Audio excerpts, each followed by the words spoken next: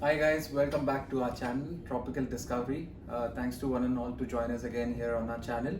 And in today's video guys, we will be talking about planted aquariums. And if you are somebody who's planning to have a planted aquarium, or if you already have a planted aquarium and you're having difficulties to manage it and want some tips, then today's video is for you guys. And today we will be discussing about the top 10 tips that you guys can follow to have and achieve a beautiful planted aquarium at your home. So guys, for tip number one, we are going to discuss first of all to understand the category of plants. So there are two types of basic category which I will say is low-tech plants and high-tech plants. So your low-tech plants are going to be which don't have too many demands. So they will be requiring less amounts of fertilizers, less amount of CO2, and they will require a minimum amount of light for the tank. But when you talk about high-tech plants, then everything goes higher, one step higher. So high-tech plants, they will definitely need a high brand of lights, which means high luminosity, high power value. They will have to be able to penetrate right till the bottom of your tank with full intensity so that the bottom plants can grow well. Talking about CO2, they will need an additional support of CO2. That means you will have to artificially supply more CO2 to your tank. And the third thing will be nutrients. You will have to add more nutrients to your tank. So we have some nutrients that I am adding over here, which we will talk about later. But these are the three basic things which you will require when you go to a high-tech plant. So that's tip number one, understand your plants. Are you going to have a low-tech plant, planted tank, or a high-tech planted tank? Depending on that, then we can move ahead. So on number two guys, we are going to discuss about the lights. So as you see over here, recently I have installed a new set of lights for this tank because the lights that I had earlier was not doing a great job because I have high-tech plants in my tank. I have a lot of Ludwigia, Pantanal, Aromatica, Hell Fairy. These are all high-tech plants and they require a high amount of light intensity. Basically, the higher watts that your light has, the better it is for the tank. Now this is a brand, it's made in China and it's been ordered and delivered to me from China. You can also get these lights, you can choose AliExpress, Alibaba, or if you have any local vendors at your wherever you are in India, UAE, you can check on Facebook groups, things like that. There are a lot of people who sell these locally because they get it in bulk for cheap, so they will sell it to you also at a cheap price. So to get a good deal, you can definitely look at someone now. Going for lights, we will have a brief discussion about this in another video that I'm going to make, where I'll be showing you the unboxing of this new light, and I will also show you the various lights that I use.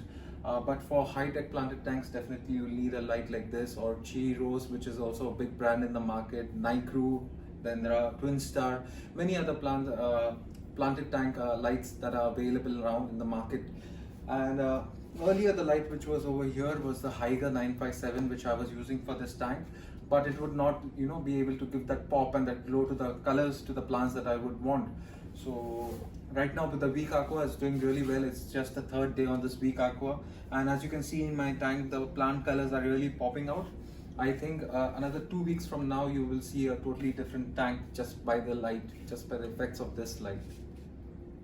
So then depending on the type of lights that you're going to purchase or you're going to get for your tank, depending low-tech, high-tech, the most important thing for you going forward is going to be the hours of light that you're going to provide to your tank.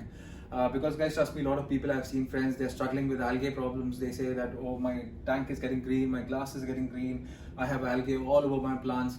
The most important reason why this happens is mostly because of your light being on for too many hours. So some people, they will turn on the light in the morning before going to work, and some days they'll come late from office and maybe the light has been on for 12 hours, 14 hours. This is going to affect your tank, guys. So you either need to get a light which is programmable, basically which auto turns itself on and off, so you have a specific amount of time dedicated towards your tank. So my tank lights, they go on at 11 o'clock in the morning and they will go off at 5 o'clock in the evening every day. That's a fixed time for it. So I have it only at 6 hours because this light intensity or the wattage of this light is very high. So at this high light, more than 6 hours of light will cause more algae bloom in my tank, which I don't want. So I'm monitoring my tank because this light is new, and going ahead then I may make some changes, but as of now I run it at 6 hours. If you have a low brand light, then 8 hours should be sufficient for your planted tank. So moving ahead to tip number 3, we have nutrients on the list, and nutrients are a very important factor towards your planted aquariums, because plants, they're going to need nutrients to grow well, multiply as well in your tank, and these nutrients are going to really help them. But also you have to be very careful, guys, because algae is also something that is going to be in your tank, and if you provide excess nutrients, those nutrients are going to be absorbed by this algae and you're going to have a massive algae bloom in your tank. So it is important when you start dosing nutrients, whatever nutrients you are going for, start dosing at a very small amount, maybe 1 ml per day. And as you are dosing, you can keep monitoring your tank. In case if you are dosing 1 ml per day and you start seeing maybe after 3 days a little bit of green tinge on your tank, and you notice that okay, algae is starting to form, so maybe the nutrient is too excess, or if there is nothing, your glass is clear, you don't see any algae forming, that means you're dosing either less or either the appropriate amount of nutrients required. So depending on this observation, you can either increase your dosage or decrease your dosage. Now for basic planted low-tech plants, I would say you don't need much. There is this nutrient from CChem, which is the Flourish Excel, which is basically the carbon liquid form, and you can use this for your tanks. And what I am using here as an overall nutrient for my planted aquarium, this is a locally made by one of the people over here. It's a all-in-one fertilizer. Basically this has macronutrients and micronutrients. By macro and micro, I mean there are some nutrients which are required for the plants in large amounts, there are some which are required in smaller amounts. So this forms two different sizes, which is macro and micro. Now I don't want to go too much in detail, you guys can definitely Google about this and find out more about this. But that's what this is, and this liquid over here contains all of it in one. So I just dose around 1 to 1.5 ml for this every day for my tank daily at a given time, and I do this before my lights go on. So the nutrients are already in the tank. Once the lights are on, the plants know that it's like sunlight for them. So it's sunrise, what it is imitating in the tank, and they will start absorbing the nutrients, they will start absorbing the CO2, and they will grow. So make sure you have also a set time for dosing your nutrients. So guys, when you're also purchasing your nutrients in the pet shop, when you go to the pet shop and tell them I want nutrients for your plants, they will show you all different kinds of nutrients from different kinds of brands and things, and they will say, oh, you need to take 1 bottle of iron, 1 bottle of potassium, 1 bottle of something else, and you will end up with like 6 to 7 bottles of nutrients, and then you have to go to all the trouble of dosing one by one and keeping count, keeping track, basically having sort of a calendar for all these nutrients. So this is going to be hectic for you. So I would also suggest go for something locally made if you have it available, or there is also a brand called as 2APTHR, which is also an all-in-one nutrient brand. It makes it very easy, and just 1 ml or 2 ml a day, you are done over there. You don't have to think about much, you are all calculated, and the plants will grow well with that. So moving to number 4, guys, we have CO2 for our planted aquariums. CO2 is a very important factor for planted aquariums, especially if you have high-tech plants in your aquarium. Now I have a lot of high-tech plants, so I'm using CO2. I used to use the DIY CO2 before, but now I have moved to a more professional. I have bought the whole kit, and I have a proper CO2 system in my aquarium. Now CO2 systems can be very expensive, and not everyone can afford this. So if you're someone who is on a low budget, tight budget, and you want to still have the CO2 in your tanks, then you can still do it, guys. It is not impossible. There is a DIY video which I have done earlier, and I will put the link in the description for you. You can watch the video and you can make your own DIY CO2 at home. And also for CO2, it is important that you understand the size of your tank, how much is the capacity of your tank, because see, I have a 10-gallon tank over here.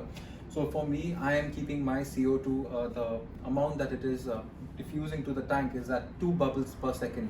So I have 2 bubbles of CO2 per second going into this tank. Now I don't want to make it too much, because if you are overdosing your tank with CO2, apparently it's going to take over your tank. There's going to be no room for oxygen left, and your fish won't be able to breathe, and all your livestock will be dead. So when you're having CO2, you have to make sure you have the right amount of CO2 and in the right way.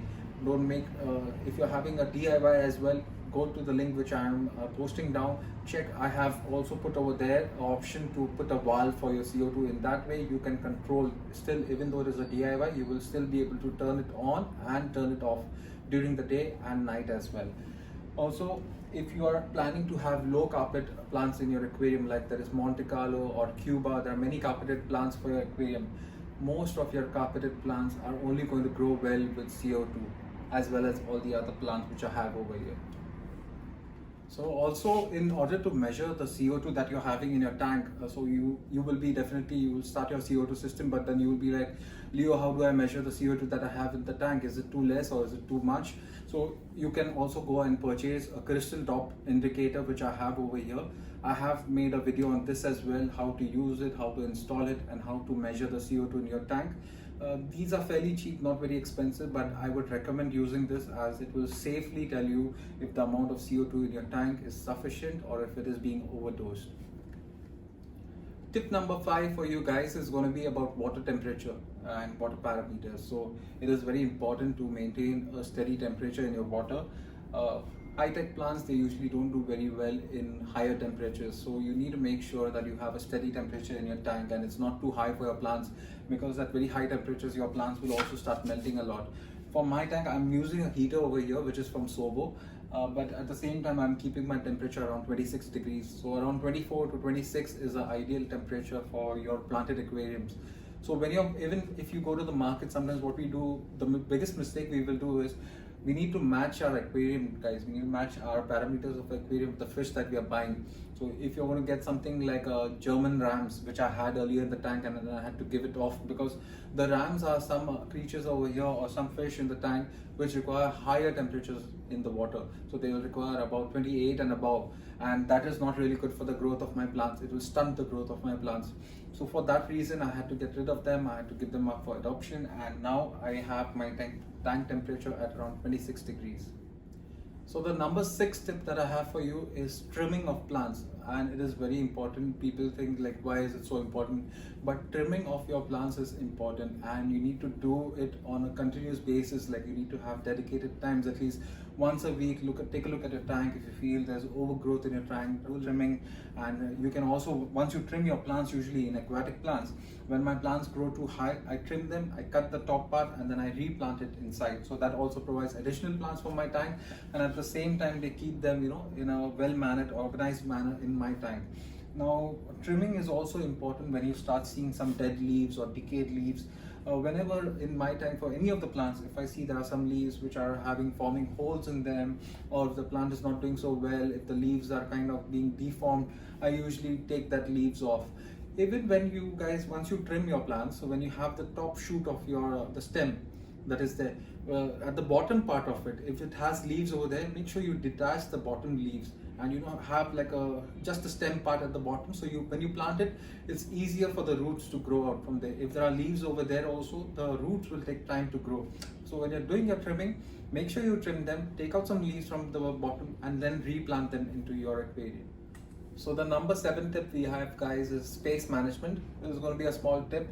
Basically, you need to manage your space well in your aquarium. Whenever you're going to plan your planted aquarium, make sure you plan what plants you're going to buy, and make sure you plan where you're going to plant them, so you have it organized at the first go itself. Because what I have done is, in fact, I have had a lot of plants in the past which have been changing and changing and changing continuously, but finally now I have achieved something that I'm happy with, and I'm happy with this kind of setup. So I have like each kind of plant set up in 2 different corners. Like, you can see the same green plants that I have here. This is called as creeping Jenny. I have few plants over here and the same amount of plants over here. Same at the back for the other plants, and in the center I have showcased different plants. So that way it does make your tank look nice. It will give you a good view of your aquarium. You will be happy with it. So make sure you plan your space before you start planting, and make sure you know where you're going to plant, which plants are going to go where. For example, if you have the carpet plants, don't plant them at the background. Plant them at the foreground. All the plants that are short have to come in front, and the plants that you know are going to grow long either go to the side or at the back of your aquarium.